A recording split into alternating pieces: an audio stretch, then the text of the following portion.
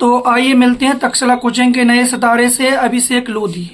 अभिषेक, आपके लिए कॉन्ग्रेचुलेशंस, जो आपका सिलेक्शन अभी पुलिस में हुआ है, एमपी पुलिस में।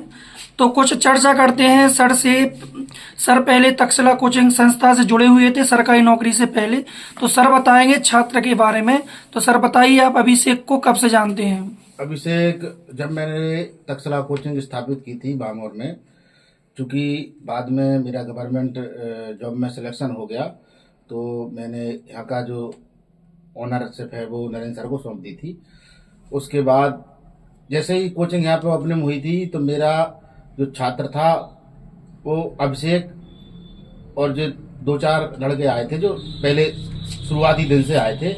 अभिषेक है, इसमें शिव प्रताप है। शिव प्रताप का जो सिलेक्शन है वो किसी सरकारी नौकरी में हो गया, CISF में हो गया है।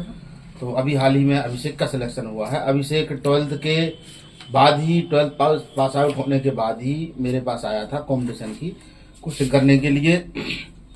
इसने रेगुलर पढ़ाई की, उसी समय से कोचिंग से जुड़े हुए हैं और लगातार आते रहे, तैयारी करते रहे। उसके अलावा ये कहीं भी बाहर पढ़ाई करने के लिए नहीं गया, यहीं पे इन्होंने निरंतर पढ़ाई की। मेरे मार्गदर्शन से, नीतीश सर के मार्गदर्शन से आज उसी का प्रतिफल है कि अभिषेक जी का सिलेक्शन एमपी पुलिस में हुआ है। और अन्य किसी संस्था में इधर उधर भटके नहीं, जैसे सामान्य बच्चों की तरह की इस कोचिंग में भी चले जाए, उस कोचिंग में भी चले जाए, 10 दिन पढ़ के देख लें, 20 दिन पढ़ के देख लें। ये पहले दिन से आज तक सिर्फ और सिर्फ तक्षशिला में ही आए और इन्होंने यहाँ पे पढ़ाई की। कहीं ऐसा भी नहीं कि इनका मन भटका हो कि मैं कहीं भोपाल चला जाऊँ, इंदौर चला जाऊँ, नहीं। इनका यही था कि सर मैं आपके मार्गदर्शन में सिलेक्शन लूंगा।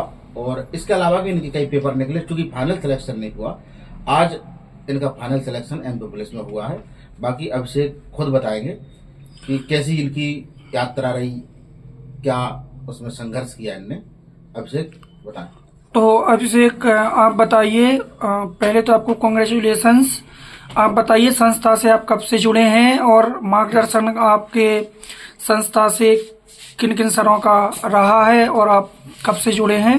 तो थोड़ी जर्नी बताइए, आप बताइए।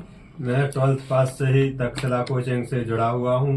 12th पास करके ही मैंने तक्षशिला कंपटीशन ज्वाइन कर ली थी, जिसमें पहले मुझे राजकुमार सर पढ़ाते थे जब इनका वो शिक्षक में सिलेक्शन नहीं हुआ था।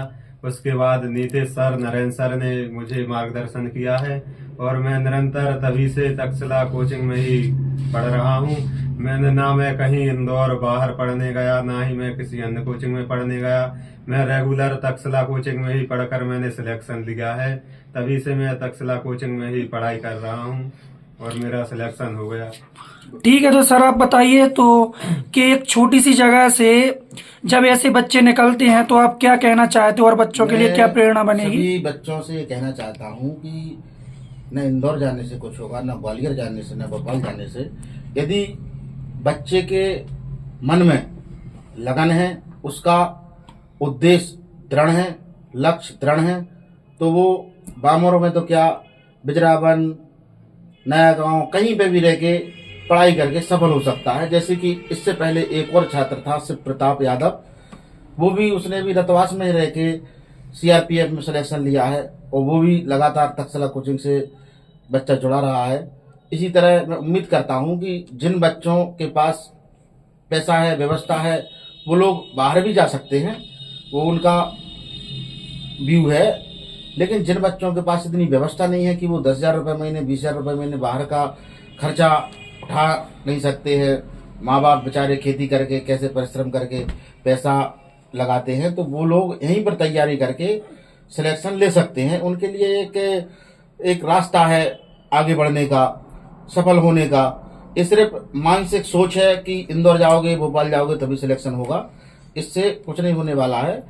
आप, यदि आपके मन में दृढ़ संकल्प है कि मुझे सफल होना है, तो आप कहीं पे भी रह के सफल हो सकते हैं। और अभिषेक के पिताजी भी चूंकि टीचर हैं और कोई ऐसी विशेष इसके पास समस्या भी नहीं थी बच्चे के पास कि ये पैसा नहीं था कि बाहर जा सके, जा सकता था, क्योंकि इसके पिताजी भी गवर्नमेंट जॉब में हैं। चूंकि इसको बाहर जाने से अच्छा ये लगा कि मैं बामर में ही रह के अपने घर पे रह के पढ़ाई कर सकता हूँ और यहीं पे सफल हो सकता हूँ। तो उसको जो चीज वहां मिलने थी उससे अच्छी पढ़ाई उसको यहाँ मिली, तो वो कहीं बाहर जाने का उसने फिर प्लान बनाया नहीं, लगातार तैयारी करता रहा। आज उसी का प्रतिफल है। बच्चे के लिए सभी स्टाफ की ओर से, मेरी ओर से बहुत बहुत बधाई, शुभकामनाएं। उज्जवल भविष्य की सभी लोग कामना करते हैं। धन्यवाद।